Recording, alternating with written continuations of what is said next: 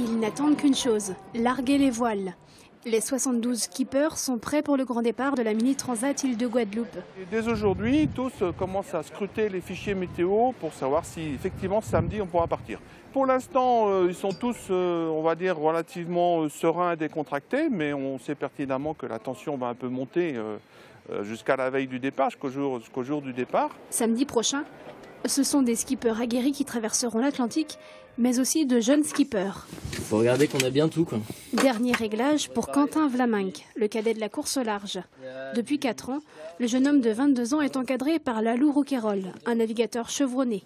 J'ai pas forcément plus de pression que ça, je suis prêt, j'ai plus navigué que certains qui sont plus âgés que moi, donc il n'y a pas de raison que ça se passe mal. La Mini Transat, c'est la première course au large, c'est celle qu'il faut faire, je pense, avant d'avoir une carrière de professionnel donc au large. J'ai exactement le même truc. Arnaud Machado, son voisin de ponton, doit également faire ses preuves. Ce paysagiste haut-savoyard s'est lancé un sacré défi. Il y a un peu moins d'1 an, il a quitté sa terre et ses montagnes pour s'entraîner à plein temps sur le plan d'eau lorientais. C'est vrai que de Haute-Savoie à l'océan, il y a quand même un pas. Mais bon, étant petit, j'ai quand même navigué en dériveur pas mal en mer. Depuis tout petit, j'y rêve, enfin je rêve de cette transat.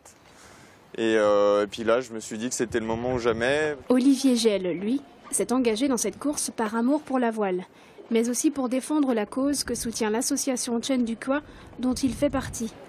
Restituer aux Indiens de Colombie leurs terres dont ils ont été spoliés. Le but, pour moi, c'est clairement de courir et d'aller.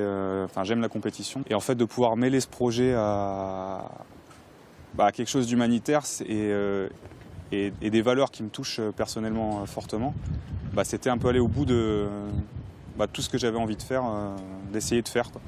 Quelle que soit leur motivation, ces navigateurs vont tenter l'aventure à bord d'un bateau de 6,50 m, le plus petit bateau de course conçu pour la course au large.